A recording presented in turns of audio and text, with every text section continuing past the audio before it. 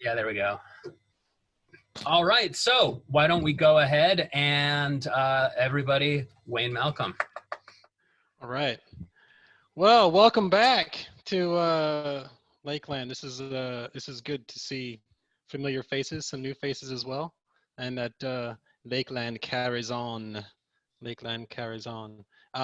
Thanks, Roger. Yeah, for organizing everything and getting all the emails out and stuff. It's yeah, as I said, it's good to see after a year uh, your emails coming through the inbox that Lakeland is carrying on. So.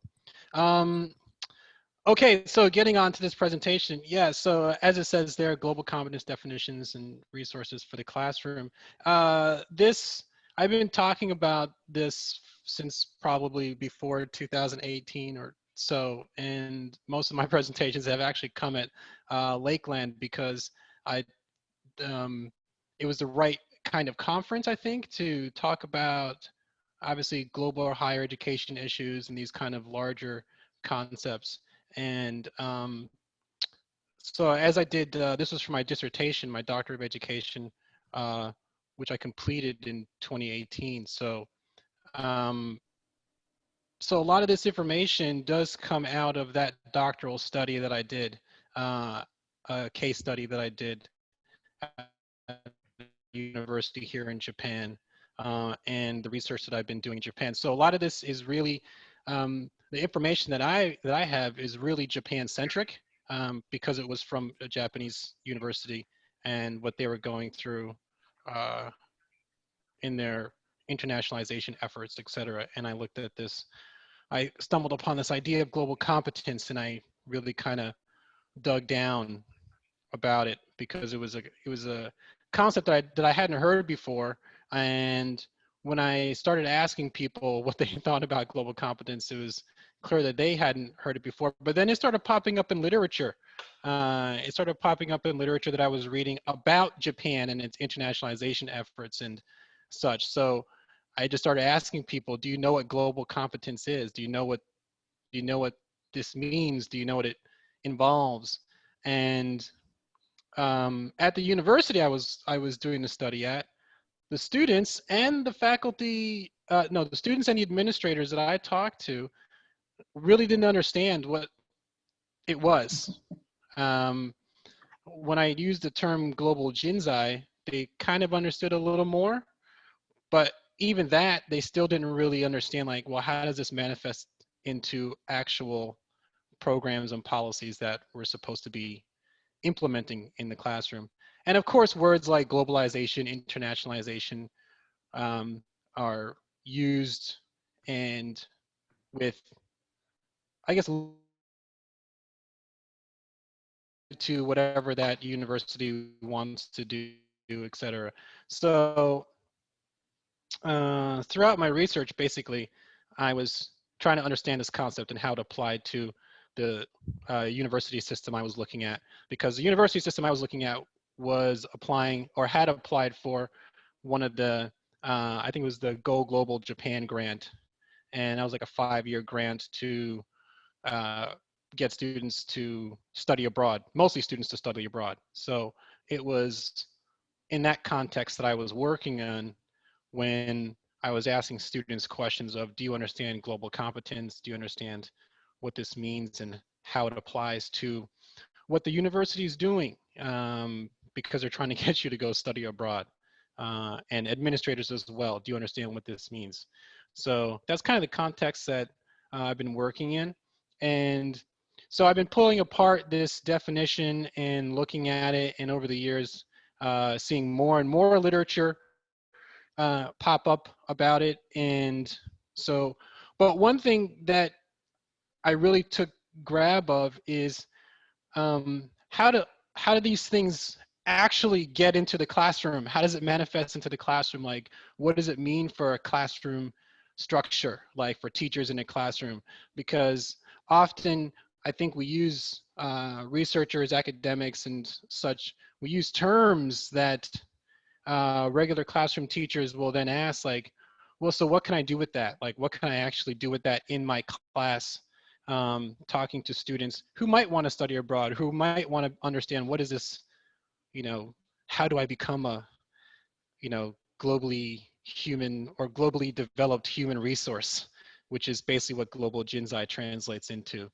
And so kind of been understanding and breaking down these definitions and then looking at how do I actually apply this in the classroom. So I've been doing, over the past couple of years, I've been kind of doing that, trying to figure out how this actually works in a classroom environment that doesn't take a lot of explanation, and you can really just kind of then dig into the principles and get into it in the classroom and do activities in the classroom, kind of knowingly, right? Knowingly. So you're kind of doing it with real understanding that, okay, I'm using a global competence perspective in the classroom, and here's why, and here are the activities that I'm going to do that get into the classroom. So that's what I'm going to talk about today. And yeah, there's a lot of research. By no means is what I'm going to show you exhaustive in terms of frameworks and models and whatnot. I kind of looked at some big pieces, kind of some big examples that I saw popping up often, but and even one of them, they kind of developed specifically for the country that they're in. So there is that. So it's not exhaustive. It's something that's really ever developing, because even when I started studying it way back, my God, I don't know how many years ago, when I was doing my dissertation study, the definitions have developed, and I'd say they've changed, but they've just evolved, really, right? Nothing has really changed wholeheartedly, but they've kind of evolved. And a lot of them have elements of, each definition kind of has elements of another within it. Even the definition that I used for my dissertation is basically an amalgamation of all these definitions that I found, of all these studies that I looked at and definitions that I found. And I found that I just kind of put all these pieces together like a puzzle, and I got this one kind of operational definition. I would even say my definition is the cleanest. There are some that are smaller. There are some that are far more exhaustive explanations. So yeah, it's a concept that is very much very moldable to the context that it's in. But there are some core elements, and you'll probably see that when we start when I start showing you the definitions and resources. That being said, the first thing we are going to do is go into a breakout room, and I'll stop my share from now, so I think Roger can then make. So Roger's going to make some breakout rooms, and the main question is, what is global competence? What is your understanding of global competence? I want you to discuss that for a few minutes. And yeah, when I say a few minutes, like 3-5 minutes, what is global competence? What is your understanding of this concept? So Roger, could you make the breakout rooms, and people away we go. Go, go, go, go. I'll hang back in here. Oh, okay. I have a 100 yen shop timer for expressly this for reason. this like purpose. when I yeah, seriously. And at my house next to my computer, I have another kitchen timer. So let's Beth, are you okay? Can you join the breakout rooms? I see. And I set it for 3 minutes, which then means there's that yeah, there's that 1 minute cushion there. Cushion, yeah.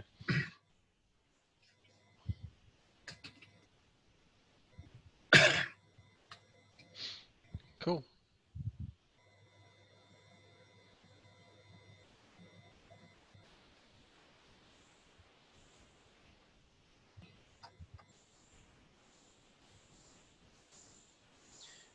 I'm just gonna get the next I'm gonna get the next share screen ready. Cool.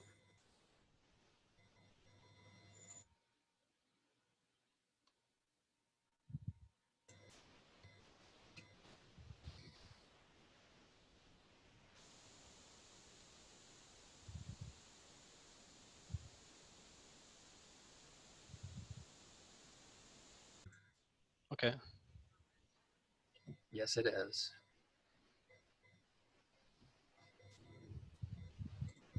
We're back. Okay, welcome back. So I don't actually have the breakout room list on my screen because the host makes the breakout rooms. So how many rooms were there, Roger? 3.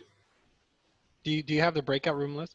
I 3? Oh, okay. do, yeah. So maybe we can just go down the list and hear what people said, or you can just shout it out. And what do you think global competence? What is your idea of global competence? Go. The floor is open. You can unmute yourselves and talk away. Yeah, I'm noisy, so I'll go first. We talked about the 3 things. One would be communication ability, kind of a cultural competency within communication. I think Annette Bradford mentioned, I'm going to re-explain this terribly, so sorry, of the ability to be able to understand the communication practices of other cultures, so you process the message that is coming at you more appropriately, depending on which person, their background it may be coming from. That sounded pretty good. She said it better, I think. There's a word for it too, which I can't remember. No one, yeah. There's a word or a phrase. Second, I would say a set of possibly commonly used hard skills that would be usable within a variety of situations that might be possible to be used in like various companies, maybe just like basic bookkeeping skills or something along those lines that would allow one to function as a member of society in various countries. And there was a third thing, but I forgot what it was. I don't know if one of the other members can remember. I think that was mine. I think it was just being competent with worldly affairs. If I remember, that was my explanation, I think. Generally knowledgeable. Yeah, being generally knowledgeable about the world. Mm-hmm. Okay. Cool. Anyone else? I'm writing these down. I haven't heard those, so I'm writing that down.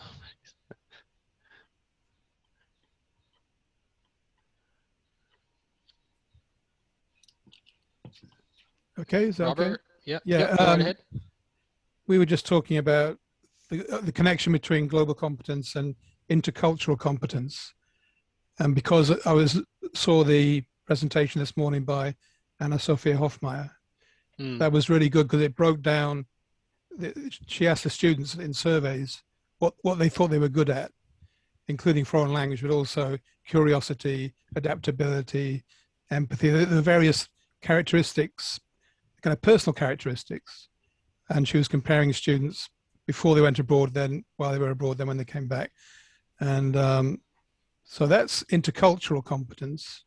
Now, in the case of Japan, you're going to have, foreign language is going to have to be one of them, because Japan is the only country that speaks Japanese as a national language. So in practice, when you see the word global in a Japanese university, it means English language. It's like a synonym sometimes. But I'm actually wondering, maybe there are people here who know about programs where they do more than global. I work for the Center for Global Education at Doshisha, and we do EMI courses, so courses in English for students who are good enough at English to do history and sociology and popular culture and so on. But a lot of Japanese universities don't have students who are that good at English yet. So when they have a program called Global, it tends to come back to English language. And so a lot of Japanese people in general, students, professors, they just equate global equals English. And that's understandable, as I said, because once you leave the shores of Japan, unless you stay in a tourist place like Waikiki Beach or somewhere where there are plenty of people who speak Japanese for the tourists. If you go out to anywhere else, to any other part of the world, nobody speaks Japanese. So it is some kind of foreign, probably English, but also other foreign languages. Is that an essential part of global competence, at least if you're a Japanese person? Let's put that as a question. Interesting, yeah. Anyone else? Oh, Valdorian? Is that what you say? Valdorian? Aldorian. Hello, Wayne. Hello. We had a very interesting conversation. Basically, we were looking at global competence from the perspective of the classroom. And we covered the perspectives from the teacher and from the student. On the part of the teacher, perhaps, global competence might include an understanding of the culture in which the teacher is working and the backgrounds of the students who might be in his or her class who are not from that particular culture. And it was brought up that it might include an understanding of the teacher's culture also. I thought that was really quite interesting, to make sure that one is well grounded in the precepts of one's own culture, and how that might both help and hinder the process of teaching. One would perhaps want to avoid transference of one's cultural biases into, for example, testing situations, something like that. And a point was made that if one is not able to understand, at least initially, especially a student who has just entered a new class or a teacher who has just begun to teach, perhaps one can settle for a tolerance and the ability to be able to accept the fact that there will be differences as a beginning point towards building global competence in the classroom. So it was a short time, but very interesting perspectives. I think that covered most of what we talked about. Esteban, Howard, anything else? Was that reasonable? Wow, great. Well, that's enough information for a whole other lecture. Unpacking all that is great for a whole other workshop. You just gave my next workshop idea. And yeah, that's great. I mean, in terms of all that was just said in terms of understanding global competence, and I'll say, even in a lot of the research that I've done over the past few years, really that diversity of ideas is the first time I've really come across all those things kind of converging in one place. I'm sure if I dug into some of the researchers who did like the Delphi studies and all these other studies and stuff like that, I guess if you were to go through their transcripts, you probably might find very similar things when you start uncovering or when you start digging into the nitty gritty of some of these, of all the research and the length of the research that's been done. So, wow, great stuff. So I'm going to move on a little bit, and I'm going to share my screen again because I have a few resources and a few definitions and things to show you that kind of might put all this, kind of compact all these ideas into a few things. So I'm going to start sharing my screen again.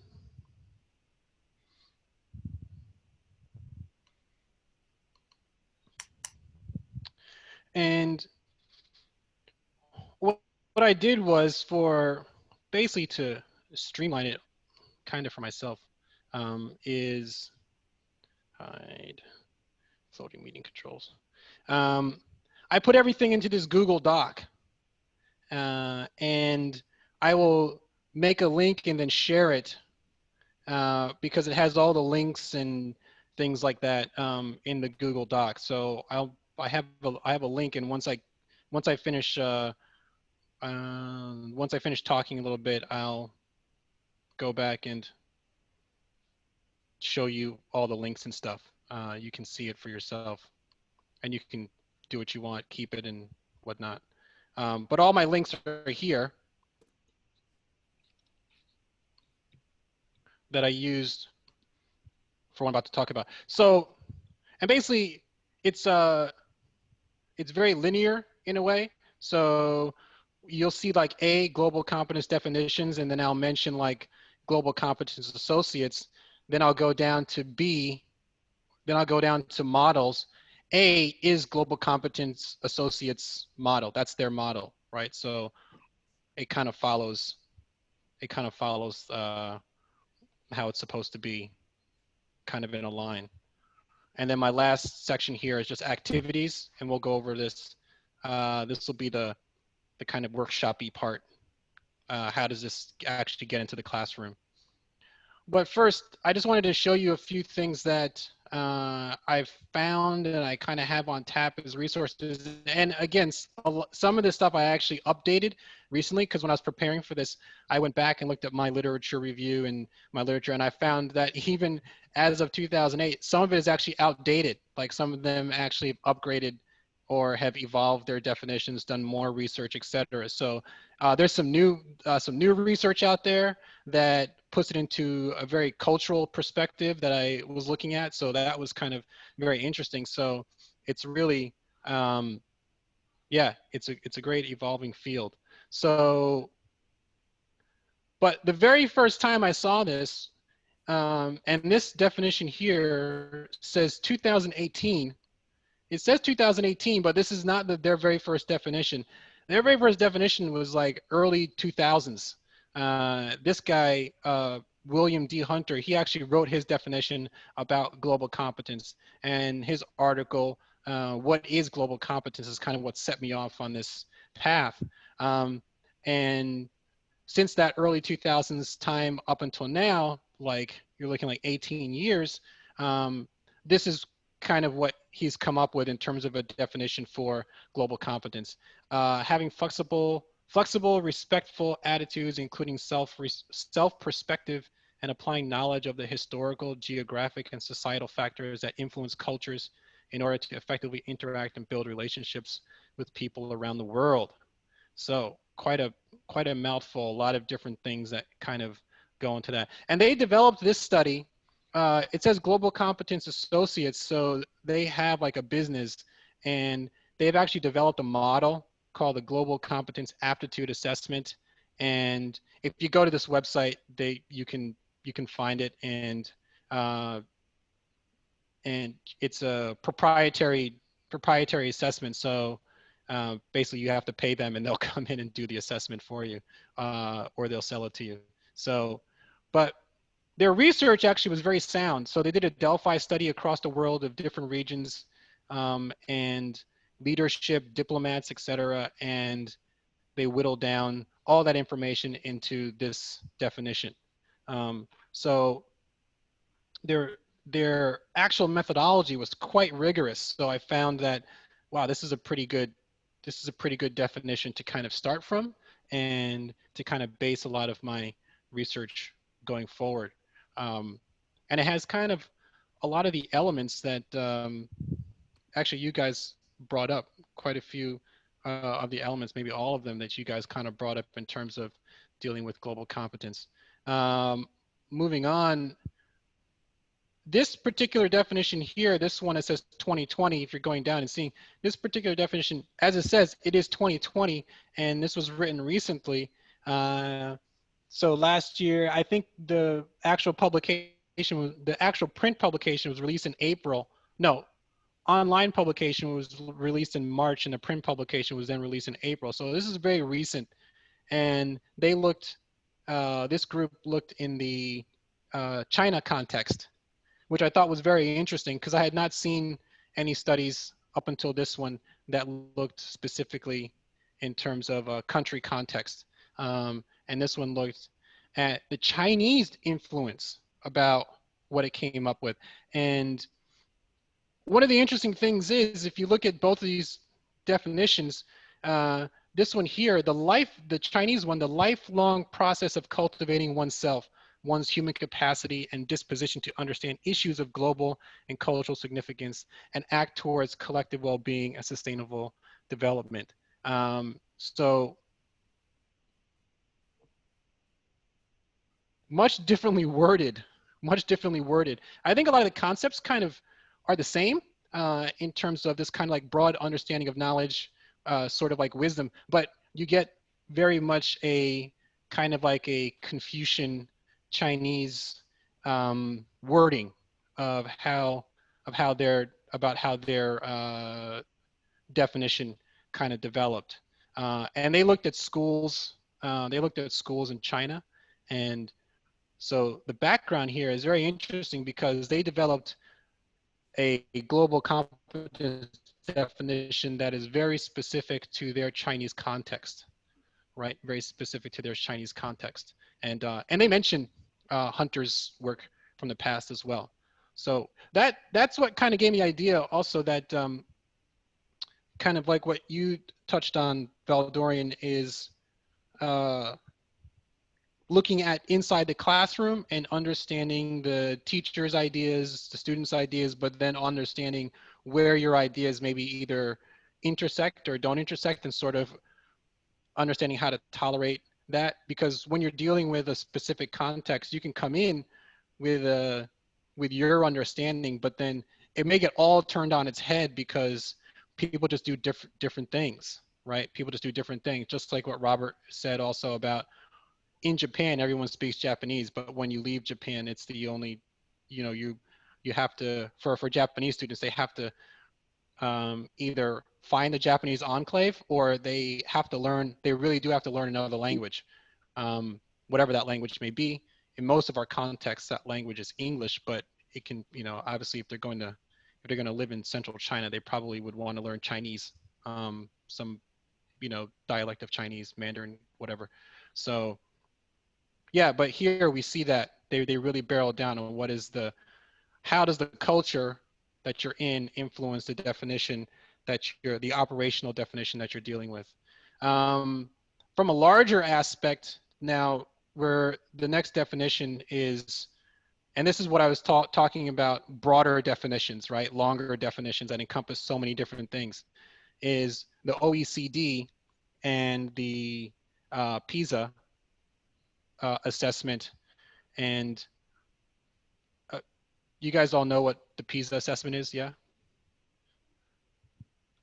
No? Okay, so, well, OECD is basically like the Organization of Economically Developed Countries or something like that. I can't remember the exact thing off the top of my head, but it's a bunch of countries, generally, mostly wealthy nations. And these wealthy nations have made a internationally recognized assessment that is like math, science, reading, and all the OECD countries take these assessments and then they rank them. And very often you see like in the rankings where students, and these students are usually, I think it starts in elementary school and then goes up through junior high school.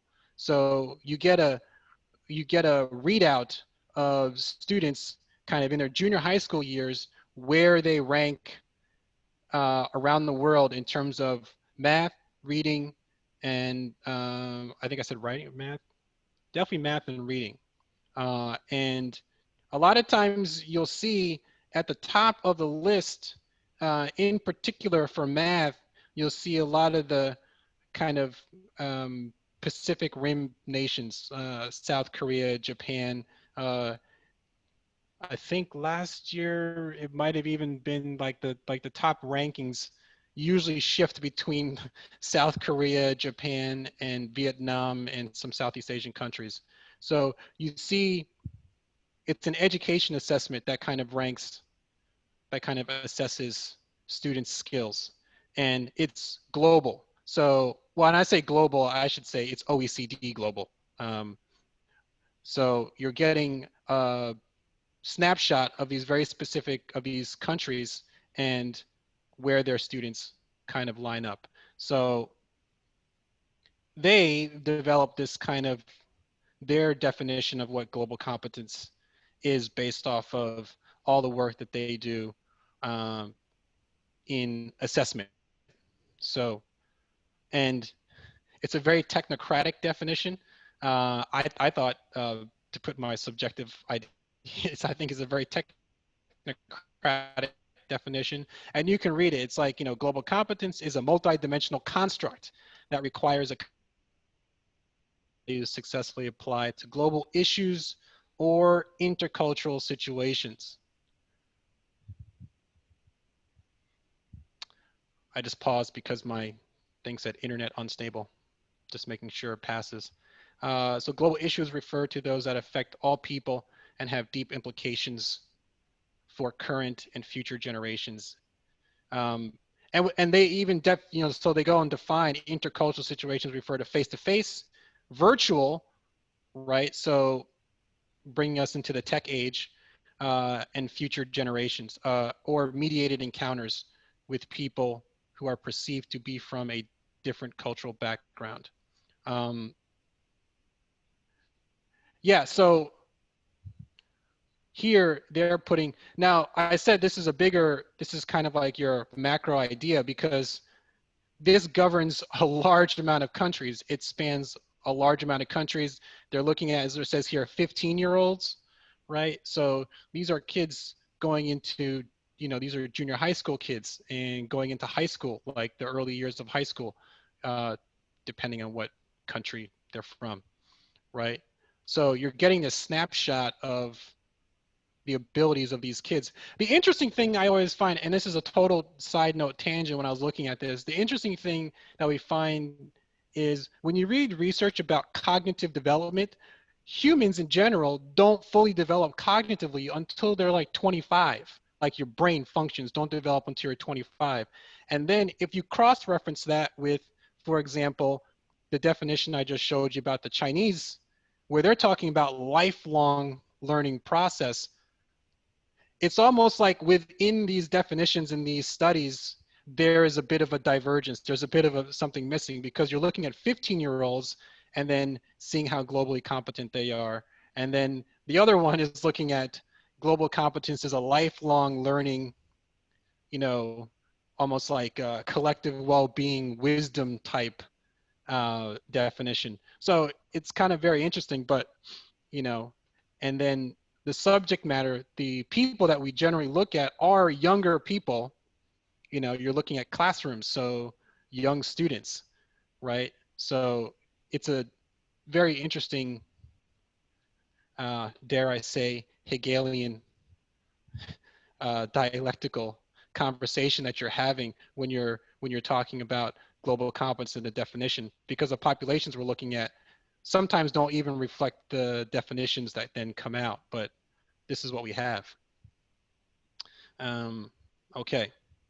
So that's where the OECD comes from. And I wouldn't be, what self-respecting researcher would I be if I didn't give my own definition? So, but based off of actually a lot of that stuff that I looked at, that's where my definition comes from. So it wasn't something that I woke up in the morning and wrote whole cloth, oh, here's mine. But this is really based off of a lot of the research that I have. And when you read it, you can see a lot of the terms and phrases are basically from these places just kind of put together. I thought that then kind of reflects, because I tried to make a much more generalized, applicable thing. So yeah, having the knowledge, skills, experiences, and attitudes to allow one to have the dispositions to identify, comprehend, and act on issues of global, regional, and local significance. That particular one is very influenced by what's happening in Japan now. This whole regional revitalization ideas. Actually, that was one of Abe's big, the former prime minister, Shinzo Abe, who's no longer, well, I said former, so he's no longer prime minister. But one of his big things was regional revitalization, which for those who are not familiar with Japan, when they say regional revitalization, they're talking about the smaller cities that are outside the main metropolises. So in Japan, you have Tokyo, to some extent Nagoya, then you have the Osaka kind of Kobe belt area. That those are the kind of like main big, that band that runs along what they call the the Tokaido Shinkansen belt. That is kind of the main industrial area of Japan. So regional revitalization is getting some of those smaller towns and cities that are outside those areas, building them back up again, getting them more active. And a lot of times, yeah, some of the companies and the industrial bases within those smaller areas are looking to become more global, trying to get their products outside the Japanese market. So that's kind of like where I got that act on issues of global, regional, and local significance. And then that last part, in taking action, globally competent persons operate using creativity, innovation, empathy, and critically reflexive practices to remain cognizant of their local surroundings and personal places of origin. And that last part is something that I think is really important, because I think a globally competent person is someone who knows about themselves very well. So of course, if you're going into another culture, you're not an expert on that other culture, but you should know your culture so you can then express or explain where you come from. Because if you can't really talk about where you come from, then it's going to be really, really hard, I think, to then kind of understand or cultivate some kind of understanding from someone from another culture. So that's something that I think is very, very, very important within the ideas of global competence. So, and like I said, these are just 4. There's more.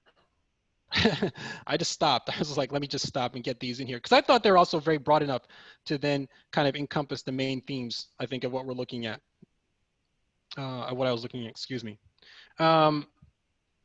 And again, what would I be if I didn't plug my, if anybody would like a copy of my dissertation, you can just email me my, when I drop this in the chat, you can see my email addresses right here. You can email me and you can get it. Or if you have access to ProQuest, it's on there as well. So models, I'm not gonna spend too much on the models, because this is, you know, everyone, they're basically, if I showed it to you in quick succession, you'd be like, oh, they're all the same. They're all round. Woo, look at that. They're all circles. Right? So this one particularly, right, this is from the, like I said, from the Global Competence Associates, this is their model. So their main points that they kind of pull out: collaboration across cultures. And again, a lot of this, when they pull out the models and show you the main points, they're kind of all the same. The nuances come when you look at the actual definition texts, right? Actual definitions. So, and again, here's the website. When you get the link, you can just click it and it'll go right there. As of this afternoon, all these links were okay, so should be okay. I found so this one, B and C, B and kind of B1 here, these two are the before and after of the what might it look like in Chinese schools, global competence, what might it look like in Chinese schools. So this is their initial: investigate the world, recognize perspectives, communicate ideas, take action. And then when you look at it through the Chinese filter that they came up with, right? They came up with, you know, cultivate oneself to understand the world, and then desire and dedication to understanding the world, understand perspectives, communicate across differences, taking action. And then they have their, in here, you can't see it, but they have the different aspects and like what that means. So long-term, they called it the long-term nurturing concept of global competence, Mansilla and Wilson. And actually, this woman here, Mansilla, she is part of, nope, down here, the Asia Society. She actually worked with another gentleman named Anthony Jackson to develop this model, the 4 domains of global competence for the Asia Society. I'll get into that in a second. But so she actually comes twice. This is PISA. Again, you can see knowledge, values, activities. Everyone loves circular models. So that's how their model looks. Again, another circular: investigate the world, recognize perspective. So you can see, again, a lot of these take action. A lot of these have very similar language, Okay.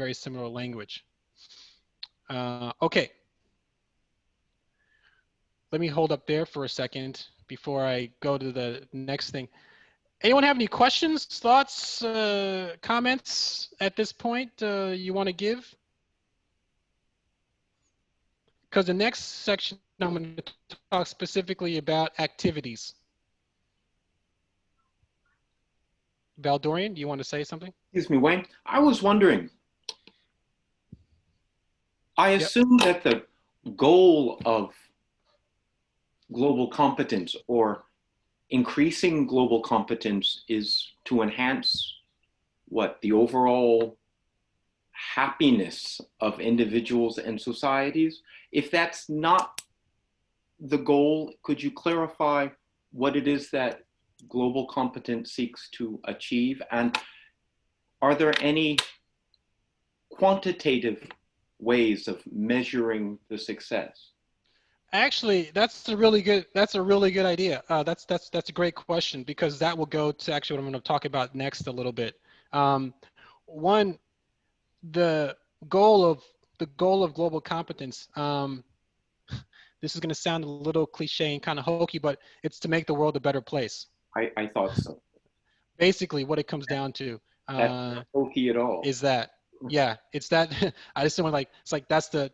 I often have that written down. Like, all this information boils down to make the world a better place, right?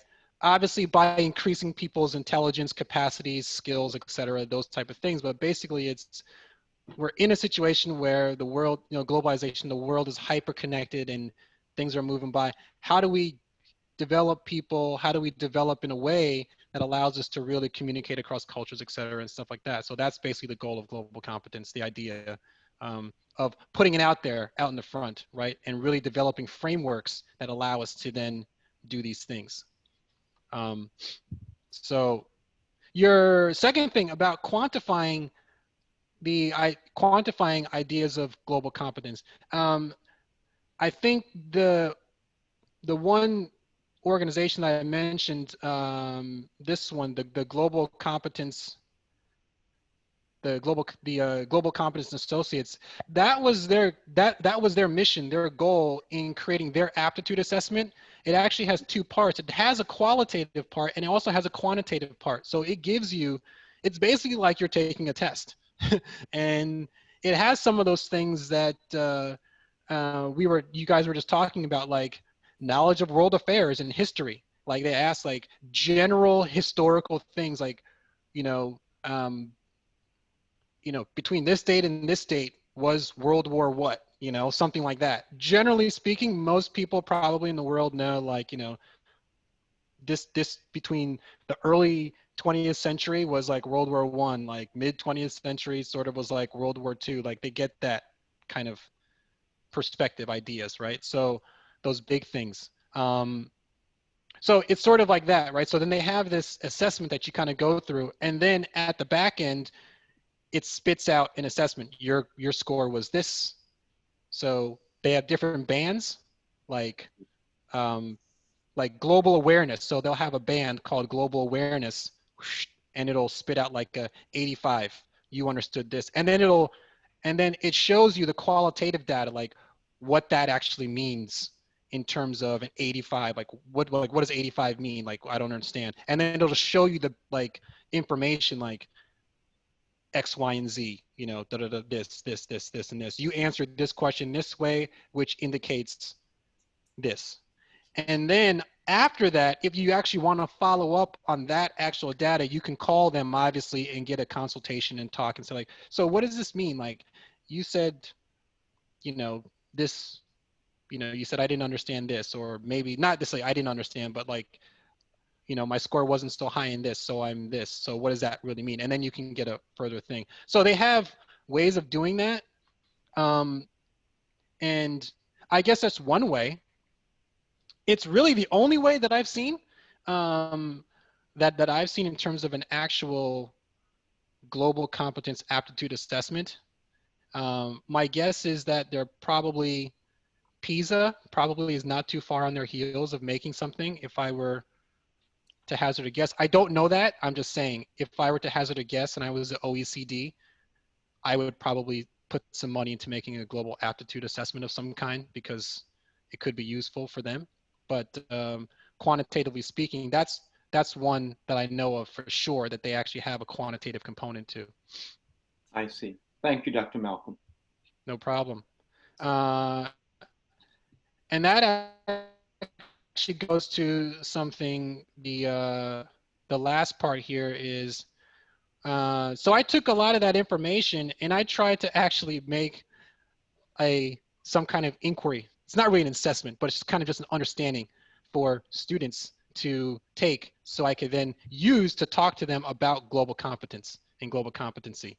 And these are very, very generic situations. So I looked at a theory called dilemma assessment, or an assessment measure called dilemma assessment. Basically where you pose someone with an issue or a problem, and then they have to think of a solution, like what's the solution to this problem. So for example, I wrote, you're with your boss meeting a longtime client at their office. Your client is giving your boss information about a sales product. You notice the information is slightly outdated. Your boss is not interrupting the speaker. From your studies during your undergraduate study abroad experience, you know the updated most recent information and how to obtain it. What do you do? So I pose that to a student, right? So I pose that to a student. So during my dissertation, I had students who went study abroad for like 1 year. And I asked them this question: what would you do? Now, mine was in a Japanese context. So I asked them, you know, you're sitting there with your Japanese boss, what would you do? And then they replied to me, right? And there was no right or wrong answer. But I discussed with them, for example, one student said, oh, I would interrupt, because I would say to my boss, oh, wait a second, sir, we have more updated information that we can present to the client.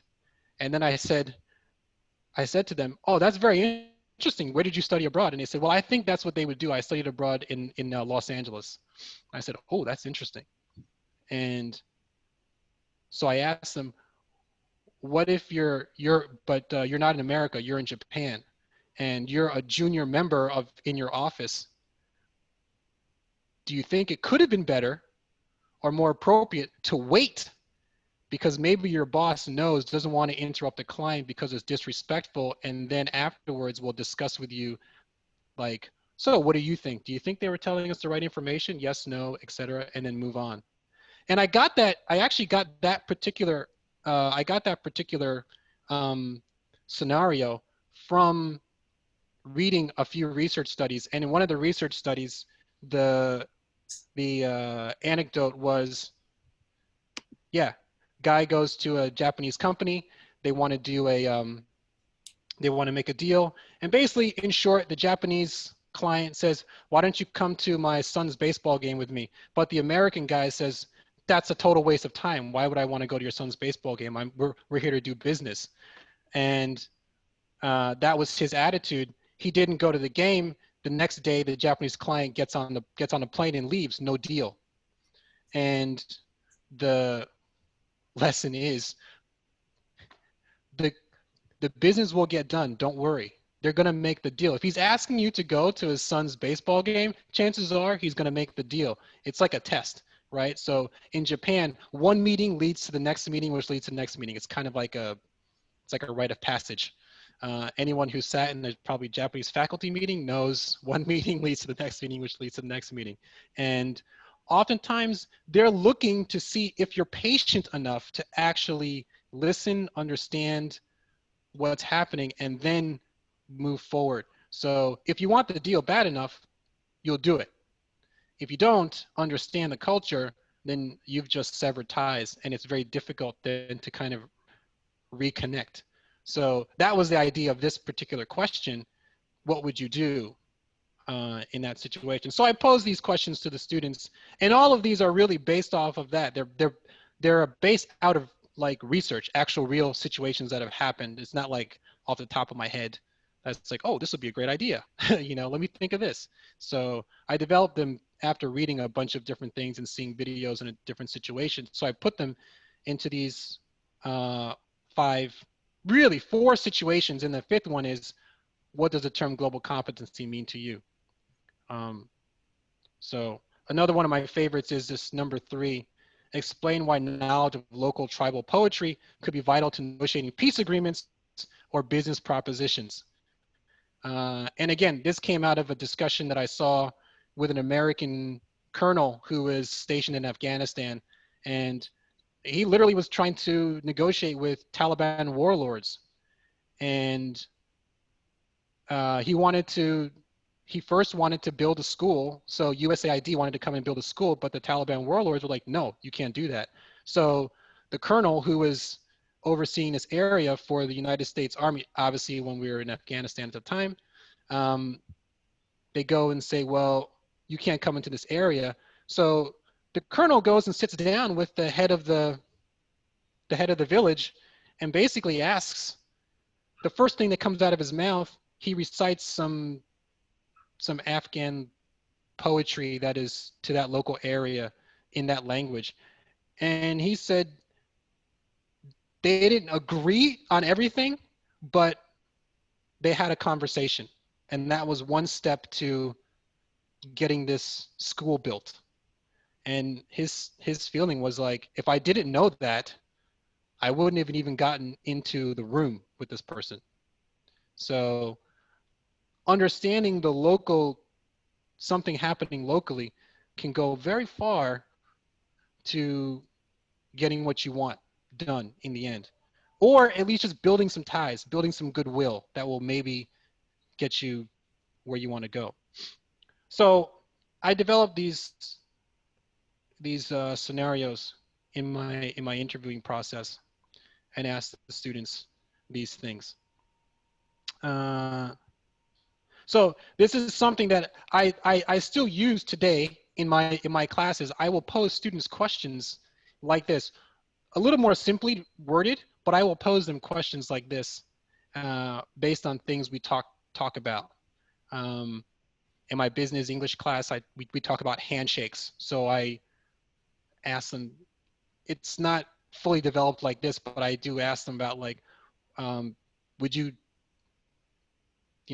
if you went abroad, what would you do? Would you give someone a handshake right away or no? This was pre-COVID.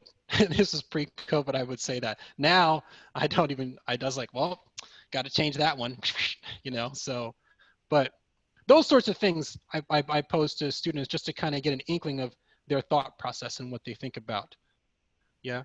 And it comes out of this kind of idea of dilemma analysis, right? Pose a situation where you kind of have to come up with a solution, and then you analyze that solution.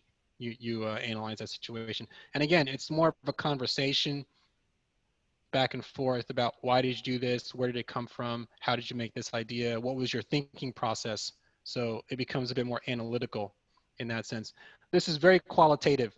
Valdorian, you asked about quantitative. This is the exact opposite of that. This is very, very much qualitative. And yeah, and in part, I developed it because getting the global aptitude assessment, one, it was costly. I didn't have the money to do it. And then two, explaining the quantitative side of it, I just wasn't sure about it. So I would then have to send people to, get consultations. So I wasn't really sure about that. And then I couldn't really find like surveys and stuff. It's very, very difficult to then find that kind of information. So yeah. So another activity that I always like to do in class are poster presentations, and it says here incorporating the United Nations Self-Development Goals, so UN SDGs, Self-Development Goals. And that's actually something we're going to do in my university this year. Poster presentations on projects is very normal. Like I do that. I think we've actually seen, there was a presentation earlier that talked about like mini conferences and stuff like that, which was really interesting. But yeah, you get students to, you give them a problem or something and you get them to make a poster on it. This year, we're going to use these United Nations Self-Development Goals and pose it to the students. Which one do you feel passionate about? How would you develop that in the university? Make a poster on it, and we're going to give presentations on it so that they can then do that. And then the taking action part is always, I think that's the key to any of these like global competence or any of these things, is there's always a taking action element. Like, so now how do you actually put that into action, right? How do you actually do that? And I will say, particularly my university, it's going to take a bit of motivation and willpower from us as teachers to kind of push students into taking action, because generally they see it as like, oh, I did my presentation, I'm done, right? Finished. It's like, well, not exactly. That's a great idea. You should try to actually get that done. You should actually do that. That could actually be something to work on. So, these are just a couple. I mean, there's tons more I think I could talk about, but in these last remaining times, what I actually want to hear about is how might you develop an activity for your classroom with a global competence appeal or perspective from what I kind of shared with you today, what you talked about actually in the beginning, and what we now know in terms of shared knowledge in terms of global competence.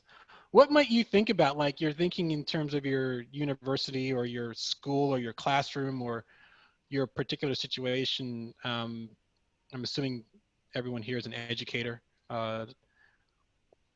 How might you develop an activity for your classroom?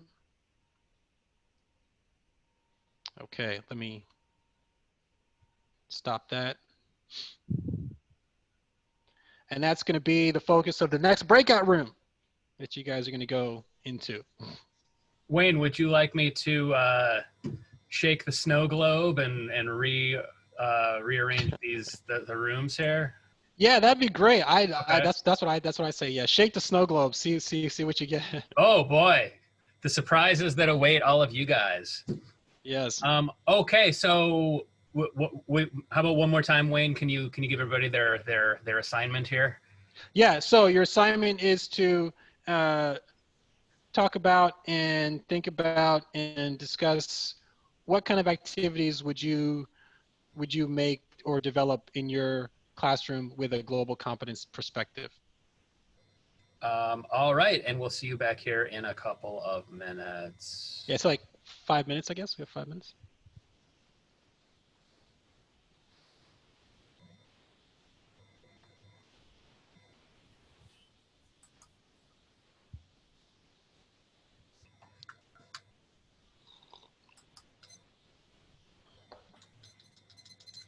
Let me get that shared link ready.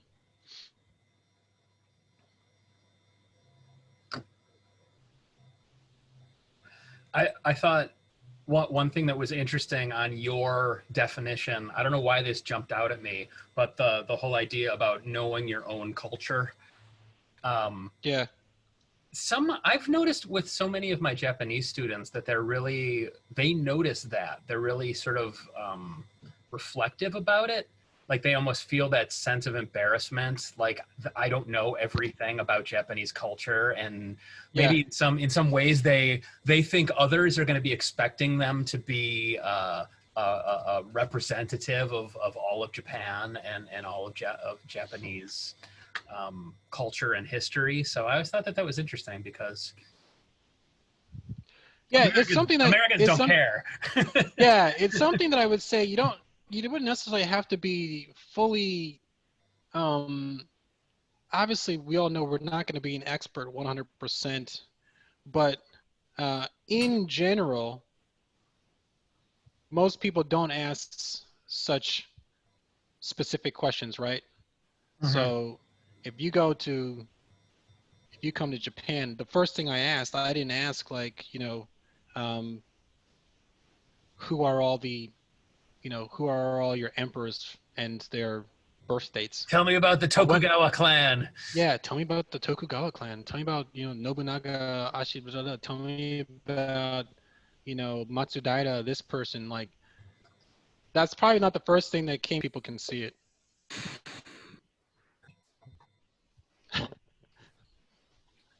Wow. It's a bit of a shock comeback. Yes, it is. Yes, it is. That was rather quick.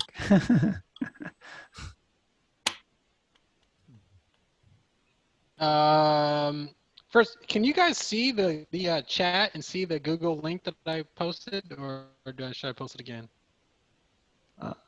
Do not see it I don't on see my it. end. I Yeah. can't see it. I can't see see it. it yet. It again because we weren't in the room at the Yeah, time. because you were. so we don't Yeah. see it. Yep. No Yeah. worries. I'm probably the only person who got it. Yeah. No worries. Come on, Zoom. You got to fix that. I know. It's one of those things, nitpicky things about Zoom. I'm like, you got to fix that. That's got to be fixed. You got to be able to grandfather in these chat things. That and the password glitch where you have the right password, but you can't join. I don't know if anybody's run into that, but. Yeah. Okay, we can see it. I can see it now. Yeah, I hope you can see it now. I just posted, yeah. Okay, so I guess we can go down so what did you guys talk about? What were some of your ideas? Feel free to speak freely. Speak as you were. Well, I'm unmuted, so I'll talk. Howard had an idea that he uses in the classroom to help Japanese students understand why people from other countries might not like Japan, because sometimes students are not aware of the Second World War or something like that, right? So this is, in an international relations class, looking at the security dilemma and looking at graphs of military spending and things like that to see, like, well, if Japan increased its military spending dramatically from 2012 onwards, what kind of effects would it have, or feelings would it evoke among people from other countries, and why would that be? So a little bit different to some of the things you were talking about earlier, but we're trying to brainstorm a few different things there. And I spoke about a quiz that I've done before that I can't remember the details about, so I can't tell you that much, about did anybody go to Anna's presentation this morning where the first survey she did with her students when they were first years, they thought they knew more about other cultures than they did when they were halfway through the semester? That kind of thing. Going through stages of cultural awareness and helping the students to understand that they perhaps don't know as much as they think they know, and talking about different levels of cultural awareness. Anybody else?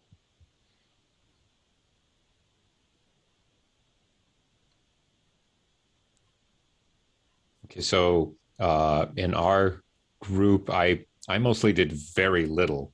I tactically diverted the work to other people. So Dr. Sakamoto, you had your class practice of self-reflection of culture that maybe you can explain far better than I.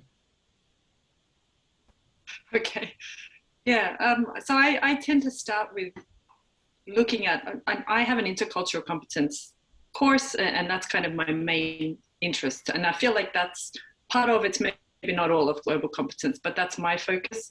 And so I spend a bit of time in all different, language classes or whatever the class is, trying to create opportunities for students to think about themselves and realize that the cultural difference between them and next to them, because all too often it becomes this situation where I know about America, therefore, I know how to communicate with Americans because I know that culture. It becomes this national boundary kind of situation. And so I tend to start with trying to, let's limit that and as a starting point to kind of being aware of, I have my way of seeing the world, and you have your way, and you have your way, and you have your way. And then from there, it becomes easier to work on learning about other people, I think. But yeah, I don't even know if my internet's working. People are kind of jumping all over my screen. I don't know if it's my connection or not. Audio's fine. Audio's fine. That approach of starting to help the students reflect on themselves and what their own idea of their culture is before we kind of look at everybody else. I think I said it better in the small group.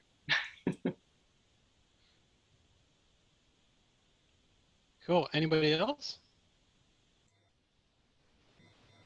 Because I think we are about 3 minutes.